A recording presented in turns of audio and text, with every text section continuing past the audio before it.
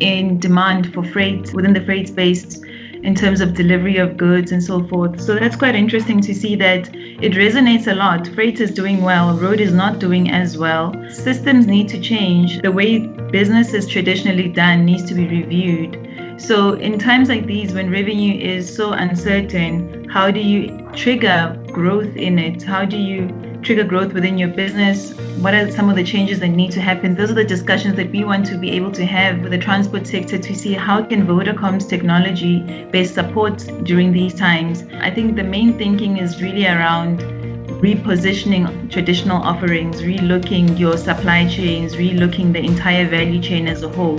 But it's also about leveraging technology. When we talk about 4IR as an example, it's coming up, it's during the pandemic, but what could it possibly mean?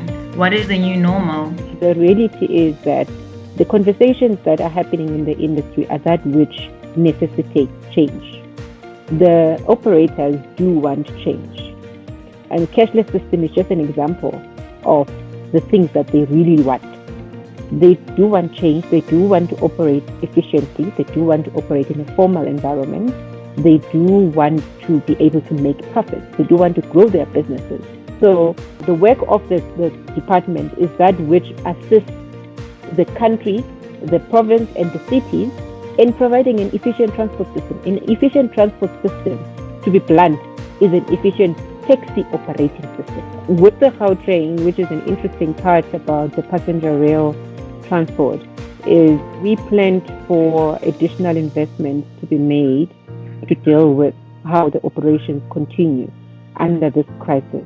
Because taxi space is a complete cash environment. People touch, people interact with, people sit too close to each other. So if you look at Gautrain is a more privileged system, but it carries maybe less than 1% of the population. I guess that's one thing that perhaps we haven't really contemplated too much, and that is, what is going to be the cost of this? I think it's going to nullify a whole lot of industries and companies, to sustain this level of extra cost. I guess, unfortunately, we are a little bit in a situation where we learn as we go. The whole world is a little bit, that place. So we'll see a whole lot of innovation across the world, which is very exciting. So I guess, in a way, exciting times, if not nerve-wracking. There is light at the end of the tunnel, essentially. It's interesting to see the similarities between the different sectors, but I am hopeful. I think it's exciting. Well, I hope to be seeing all of you back at a real roundtable one day where we're all there in the flesh. Thank you very much, everyone.